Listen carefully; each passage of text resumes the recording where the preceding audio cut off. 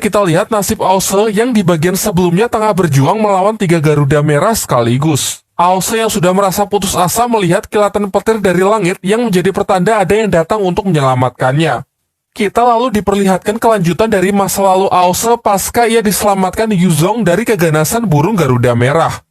Meskipun ia dan Yuzong berhasil lolos dari maut tersebut, namun Yuzong terluka sangat parah.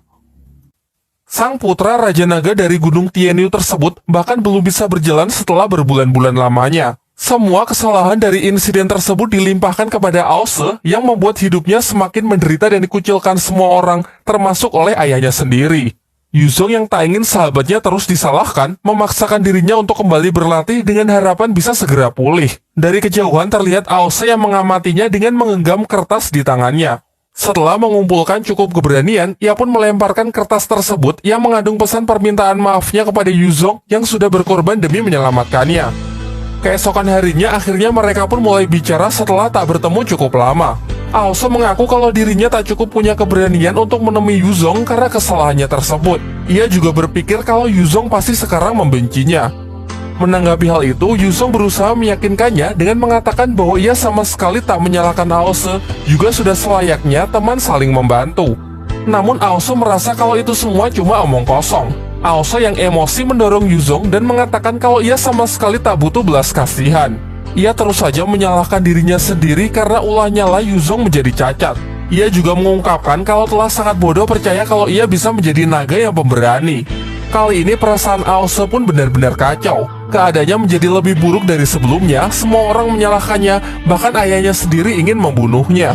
Yuzong yang masih mencoba menenangkannya dan menyarankan agar tidak menyerah, malah ia bentak dengan mengatakan kalau Yuzong selalu mendapatkan pujian, tidak akan pernah bisa memahami perasaannya yang selalu dicerca oleh orang-orang suku naga. Pembicaraan pun ditutup dengan Aose yang mengatakan mulai sekarang ia tak bisa lagi hidup di klan naga dan pergi meninggalkan rumahnya tersebut. Meskipun dari hatinya yang terdalam, ia sangat menyesali perpisahannya dengan sahabat baiknya waktu itu. Sebagai tambahan, setelah meninggalkan klan naga, Aose menjadi sangat frontal dengan ulahnya yang sering membuat kekacauan dan banyak membunuh manusia. Hal ini ia lakukan semata-mata untuk mempermalukan dan mencemarkan nama baik dari sang ayah yang sangat ia benci. Hingga akhirnya Dewa Sangsin memberinya hukuman dengan mengubahnya menjadi seekor kuda untuk mengawal perjalanan Biksu Tong demi memperbaiki sikapnya. Sayangnya hal itu tak berjalan sesuai tujuan awal karena setelah perjalanan sifat Aose masih saja tak berubah. Singkatnya, Biksu Tong mengajak ia melakukan perjalanan untuk kedua kalinya bertujuan mengembalikan api suci. Bertemu dengan Bailang yang memiliki kekuatan roh naga milik Yuzong, dan dari Bailanglah ia tahu bahwa kini Yuzong sudah meninggal. Kembali ke cerita utama, Aose yang membuka mata sangat terkejut melihat kakek naga di hadapannya. Selain itu, ia juga diikat dan dipanggang di atas api. Sembari mengambil bumbu-bumbu masakan, kakek naga menjelaskan kalau sejak lahir para naga sudah ditakdirkan untuk saling membunuh dan menjadi hukum alam bagi yang kuat memakan yang lemah. Ia juga mengungkapkan kekecewaannya terhadap para naga yang telah melupakan jati dirinya tersebut. Kemudian ia mengambil sebuah belati berniat meminum darah Aose. Ternyata ia sama sekali tak main-main. Dengan belati di tangannya, ia pun langsung merobek leher Aose untuk mengambil darahnya. Setelah ia meneguk darah tersebut, ia pun dapat melihat gambaran yang memperlihatkan perjalanan hidup Aose. Dari kisah masa kecilnya yang selalu dikucilkan, sampai ketika ia ditugaskan mengambil api suci ke barat bersama Sun Wukong dan yang lainnya, hingga Biksu Tong mengajaknya untuk mengembalikan api suci tersebut. Mengetahui tentang api suci yang telah diambil, ia pun sangat terkejut dan mengatakan meskipun api suci dikembalikan, keadaan tidak akan bisa dipulihkan seperti sedia kala. Tidak heran roh jahat yang semakin kuat dan kerajaan langit yang semakin terperosok ke dalam kegelapan. Ia lantas segera melepaskan ikatan Aose dan memberikannya energi untuk memulihkan Aose. Scene kemudian berpindah memperlihatkan pulau-pulau yang mengambang di atas awan. Di tempat inilah Aose kembali tersadar. Kakek naga lalu menyuruh Aose agar tidak takut karena ia sudah mengurungkan niatnya untuk membunuh Aose. Ia juga mengatakan kalau ia sudah tahu semuanya tentang Aose yang memberontak dari klan naga, sangat dibenci seluruh orang suku naga termasuk ayahnya sendiri yang kemudian dihukum dengan menjadi mangsa dari Garuda Merah. Ia lalu menjelaskan kalau pulau mengambang ini adalah langit di luar awan yang menjadi rumahnya. Kini sebagai imbalan karena sudah diselamatkan, Aose harus bersedia menjadi pelayannya. Jelas Aose menolak dan mencoba melawan dengan mengeluarkan kekuatan petir merahnya. Namun ia sangat kaget setelah melihat kekuatannya yang berubah warna menjadi warna hijau. Kakek naga lalu menjelaskan kalau tadi Aose sempat sekarat. Oleh karena itu ia menyalurkan energi sejatinya melalui mulut untuk memulihkannya. Di sini kakek naga mengungkapkan kalau ia sudah hidup sendirian dan sudah 100 tahun lamanya ia tak bicara dengan naga lain. Bicara mengenai api suci, benda tersebut adalah api pertama yang terlahir ketika dunia baru diciptakan. Kekuatannya memelihara seluruh kehidupan yang ada.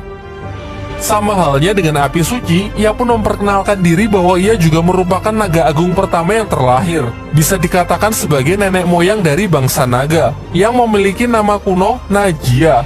Ia kemudian menagih imbalan karena sudah menyelamatkan Aose dengan menyuruh Aose melakukan sesuatu.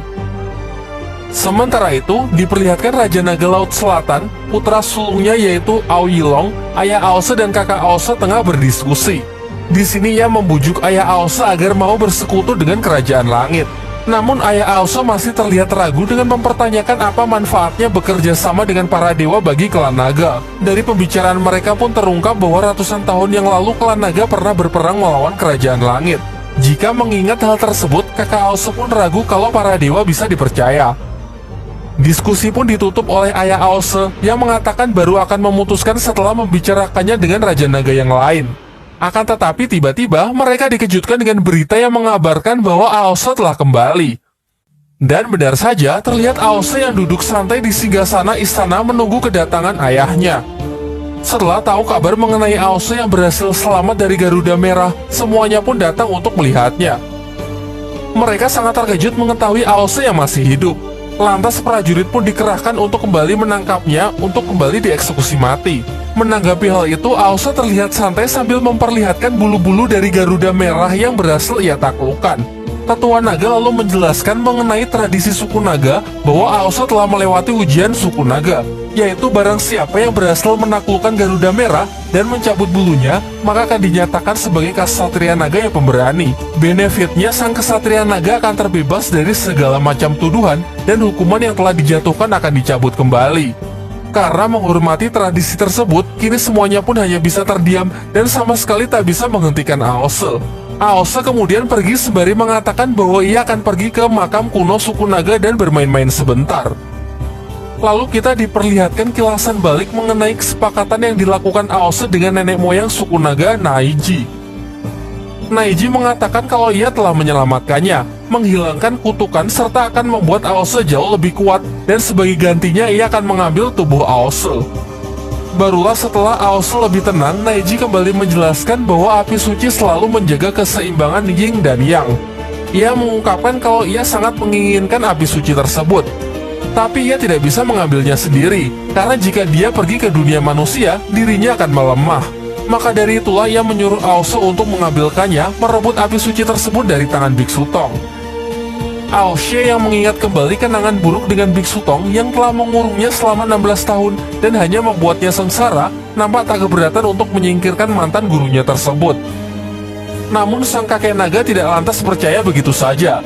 Naiji yang khawatir Aose akan membelot, memperlihatkan putri naga Aoling yang kemarin ditelan Garuda Merah hidup-hidup ternyata berhasil ia selamatkan meskipun dalam keadaan yang sangat lemah. Naiji pun mengancam jika Aose berani membelot maka ia tidak akan segan untuk membunuh Aoling. Mendengar ancaman itu, seketika emosi Aose pun tersulut sehingga ia menyerang Naiji dengan serangan petirnya. Sayangnya ia berhasil dilumpuhkan dengan sekejap karena level mereka yang terpaut terlalu jauh. Kini demi menyelamatkan Aoling, ia pun tak punya pilihan lain selain menuruti kesepakatan tersebut. Sementara itu, para klan kerbau bersama rombongan Biksu Tong dalam usahanya untuk menemukan tempat persembunyian dari Ratu Siluman Lebah demi menyelamatkan Xiaoyi. Mereka terus menyusuri jalan iblis hingga memasuki wilayah yang paling gelap di mana bahkan sinar matahari sama sekali tak bisa menembusnya. Sepanjang jalan dipenuhi dinding lebah yang sangat curam dengan hawa siluman yang semakin pekat. Untung saja mereka dibantu kemampuan spesial dari Perdana Menteri Siluman Kerbau, Douji, yaitu mantra pelacak darah yang dapat melacak keberadaan musuh menggunakan tetesan darahnya. Meskipun untuk menggunakan kemampuan tersebut, ia harus membiarkan darahnya dihisap oleh siluman lebah terlebih dahulu. Hal ini membuat tubuhnya menjadi sangat lemah, Bahkan dikatakan dengan luka tersebut ia membutuhkan waktu bertahun-tahun agar bisa kembali pulih. Namun demi membalaskan dendam klan kerbau atas penyiksaan para siluman lebah yang telah berlangsung sangat lama, meyakinkannya kalau ia tak akan menyesal asalkan bisa menghancurkan mereka semua. Tak lama setelah melanjutkan perjalanan, terlihat pasukan siluman lebah yang memiliki jumlah jauh lebih banyak dari sebelumnya telah muncul seakan menyambut kedatangan mereka. Dengan sombong, Ratu Siluman Lebah mengatakan kalau tempat ini adalah wilayahnya, sehingga ia tak akan membiarkan siapapun bisa keluar hidup-hidup. Tentu Raja Kerbau tak gentar sedikit pun, dengan lantang ia mengatakan kalau tak ada tempat yang tidak bisa ia masuki. Dan akhirnya bentrokan pun tak terelakkan.